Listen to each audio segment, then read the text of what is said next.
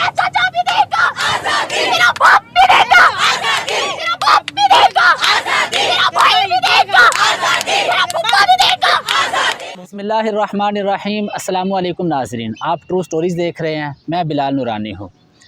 नाज़रीन, मेरा जिस्म मेरी मर्ज़ी, ऐसा नारा जो ख़वातीन के हुकूक़ के लिए बुलंद किया गया, मगर पिछले चंद सालों में ये नारा इतना मुतनाज़ा हुआ कि एक मखसूस तबके की तरफ से इसकी मज़म्मत आना शुरू हो गई। जिस्म किसकी मर्जी? मेरी मर्जी, मेरी मर्जी। से भाई भी देगा आजादी, मेरा बाप से लेंगे आजादी। टीवी पर नई बहस का आगाज़ हो गया और पाकिस्तान की सिविल सोसाइटी दो हिस्सों में बट कर रह गई। इसी पर बात करने के लिए आज हमारे साथ मौजूद हैं women in struggle for empowerment की चीफ एग्जीक्यूटिव मैडम बुशरा खालिक साहिबा। उनसे हम बात करेंगे कि मेरा जिस्म मेरी मर्ज़ी का जो नारा है इसकी हकीकत क्या है। अस्सलाम वालेकुम।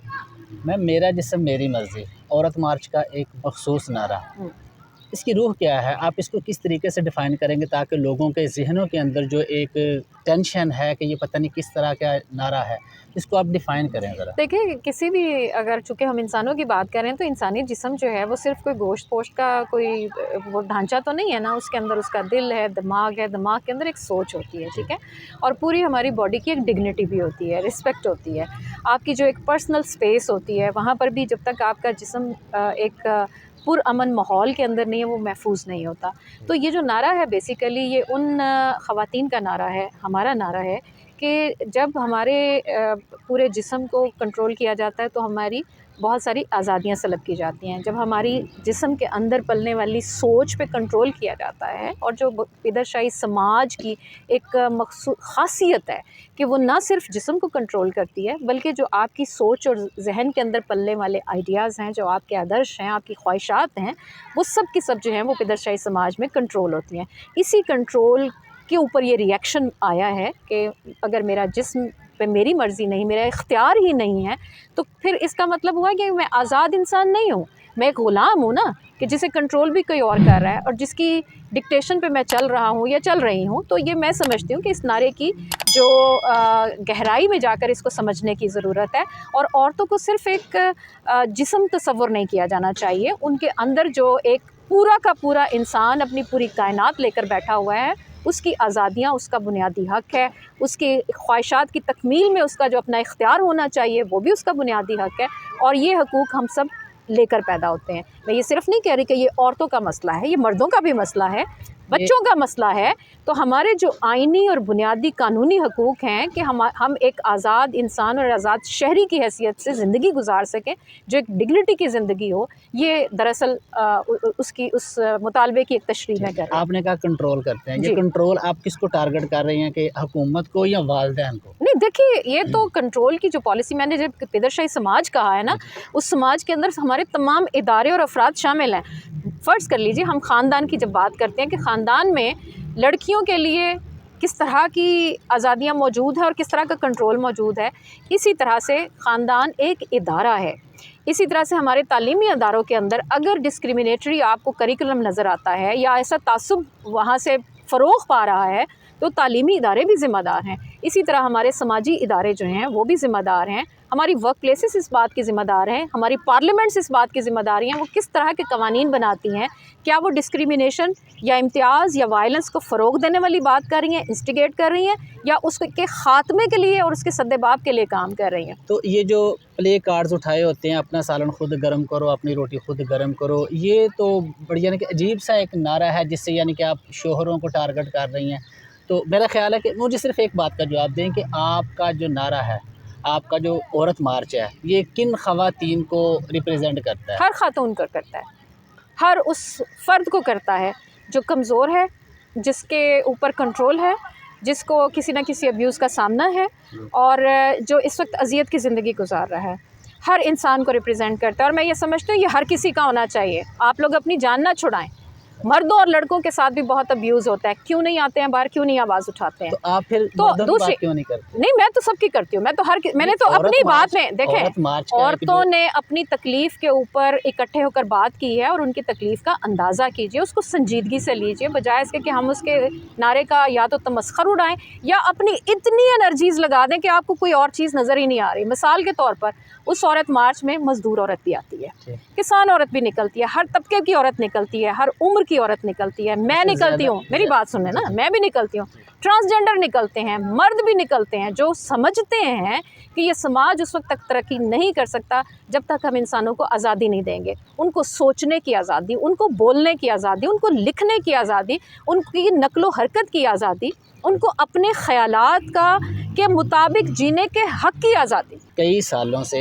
आप ये औरत मार्च कर रही हैं, हुकूमत, पार्लियामेंट और जितने इदारे इसकी तरफ तवज्जो करे, कोई कानून पास हो, अब तक कहाँ तक कोई इसके ऊपर देखिए, इम्प्लीमेंट? मैं आपको बता देती हूँ, हम अपनी इनफरादी सतह पे हम बहुत सारे, मैं औरतों के साथ काम करती हूँ, तो जब हम बैठ के देखते हैं कि हमारी पुरानी ख़वातीन क्या थी, किस हद तक वो एक जो हमारे आइनी हकूक़ हैं वो हासिल कर पाएँ या नहीं कर सकें, और दूसरा ये कि तालीम के मैदान में, वर्क प्लेसेस पर, हर जगह पे हमने इनफरादी सतह पे बहुत तरक्की की है। ठीक है, हमारी पार्लियामेंट ने हमारी बात समझी है ना जब, तो उन्होंने बहुत हसास मौज़ूआत के ऊपर लेजिस्लेशन भी की है, ये हमारी कामयाबी है। ठीक है, अब उन लॉज़ की इम्प्लीमेंटेशन में अगर कोई झोल हैं वो नहीं हो रहा तो हम खामोश नहीं बैठे हैं। हम इस बात पे नहीं यकीन करते कि आप कानून बनाएं, किताबों में रखें और शाबाश समेट के घरों में चले जाएं। हम ये समझते हैं कि जो असल मैदान है वो वही है कि जहाँ इम्प्लीमेंटेशन होगी। जिन्होंने जुल्म किया है उनको सज़ा मिलेगी, और आने वाले वक्तों में वो उस जराइम का सद्देबाब होगा, उसमें उसकी रोकथाम होगी। यही हमारी कामयाबी है। बहुत सी कामयाबियाँ समेटी गई हैं, लेकिन अभी भी हमें बहुत सा सफ़र करना बाकी है। जब तक पाकिस्तान की किसान, मज़दूर, स्टूडेंट, काम करने वाली ख़वातीन, घरों में बैठी हुई ख़वातीन, बच्चियाँ, बच्चे, जब तक ये पुरअमन और उनको एक ऐसा माहौल और ऐसी जगह नहीं मिलेगी जहां उनका जिस्म किसी अब्यूज़ से महफूज हो। अब्यूज़ से मुराद? आपको नहीं पता अब्यूज़ क्या होता है? ज़हनी तौर पर किसी भी इंसान को कंट्रोल करना ये अब्यूज़ होता है।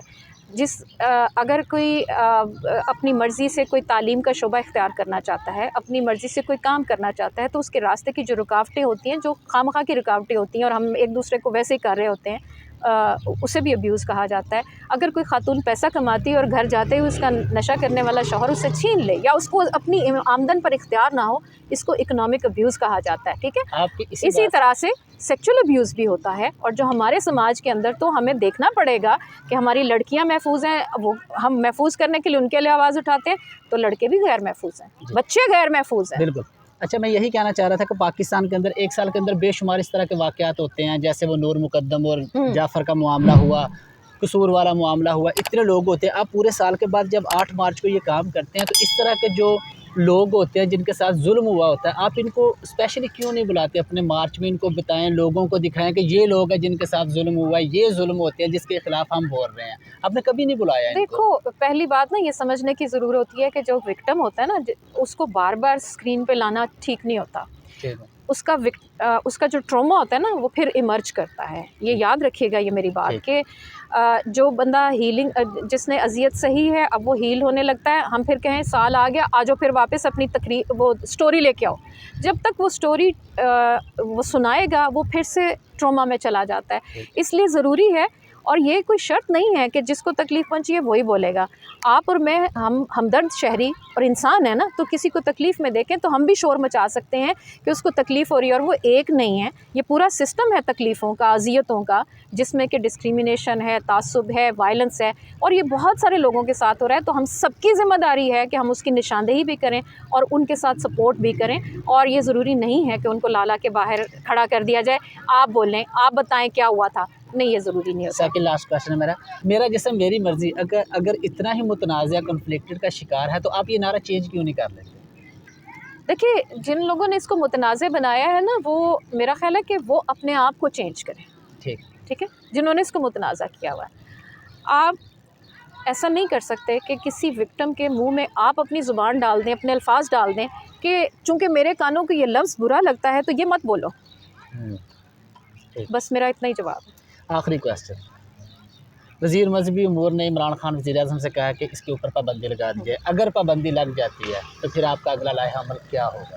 دیکھیے پہلی بات تو یہ ہے کہ جہاں پہ وزیر صاحب نے یہ بات کی، ایک تو میں اس کی ویسے ہی مذمت بھی کرتی ہوں کہ ان کو اس طرح نہیں کرنا چاہیے تھا. آپ کسی کے آزادی اظہار پہ پابندی نہیں لگا سکتے، یہ غیر آئینی ہے. دوسری بات یہ ہے کہ right to assembly, right to protest, یہ ایک آئینی حق ہے. تو کوئی بھی مارچ کرنے میں آئے، مرد آئیں، عورتیں آئیں، اسٹوڈنٹس آئیں، کسان آئیں، مزدور آئیں، سب آتے ہیں نا، صحافی آتے ہیں، رپورٹرز آتے ہیں باہر، تو ان سب کو حق ہونا چاہیے کہ وہ اپنی بات رکھنے کے لیے پبلک پلیس کو استعمال کر سکتے ہیں، روڈز پہ آ سکتے ہیں. پہلی بات تو انہوں نے جس بھی نظریے سے کیا، ایک تو پہلی بات ہے کہ انہوں نے یہ غیر آئینی بات کی. دوسری بات یہ کہ ان کا جواب ہر کوئی دے رہا ہے اس وقت. کسی نے بھی اس بات کو اپریشیٹ تو نہیں کیا نا، کوئی روکا نہیں ہے کسی مارچ کو. اسی طرح آپ دیکھیے کہ دوسری وزیر جو شیری مزاری ہیں، انسانی حقوق کی وزیر ہیں، انہوں نے باقاعدہ کہا ہے کہ یہ ان کا جمہوری حق ہے، ہم کیسے روک سکتے ہیں. اور بجائے اس کے کہ آپ فخر کریں عورتوں کے اوپر کہ آپ کی پاکستانی عورت اتنی محنت کا شہرت ہے، اس نے اتنا نام کمایا ہے، اور باہر ذرا جا کر دیکھیے جہاں آپ یہ سمجھتے ہیں کہ پاکستان کو کوئی بدنام کر رہا ہے. میں آپ کو سچی بات بتاؤں، عورتوں کی سٹرگلز کی بنیاد پہ پاکستان کا باہر بڑھانا، اچھا، تو آپ اس کو فخر سے پیش کیجئے کہ باہر کی دنیا آپ کی عورت کے محنت کو ریکگنائز بھی کرتی ہے، اپریشیٹ بھی کرتی ہے، ایکنالج کرتی ہے. اسی طرح سے جب آپ اپنے ملک کے اندر خواتین کو دلاسا دیں گے، حوصلہ دیں گے، سہارا دیں گے، اور کہیں گے کہ ہم نے آپ کی تکلیف کو سنجیدگی سے لیا ہے، اور آپ کی پارلیمنٹس کی جو زبان ہوتی ہے وہ تو قانون سازی کی شکل میں ہی ہوگی نا. تو میں یہ سمجھتی ہوں کہ جہاں اس طرح کی سوچ والے لوگ ہیں کہ لگا دو پابندی، نہیں بات کی جا سکتی، باہر نہیں آ سکتے، وہاں دوسرے لوگ بھی موجود ہیں جو اپریشیٹ بھی کرتے ہیں اور سمجھتے ہیں کہ جمہوری تقاضے کیا ہوتے ہیں، جمہوری پارٹیاں، جمہوری ہماری ایوان ہیں. تو یہ کیسے ممکن ہو سکتا ہے کہ آپ کسی خاص تعصب کی بنیاد پہ کہ چونکہ کچھ الفاظ سے آپ سہمت نہیں ہیں، آپ کو اچھے نہیں لگتے، تو آپ کہیں آپ باہر ہی نہیں آ سکتے؟ ایسا کیسے ممکن ہے؟ تو مارچ تو ہوگا.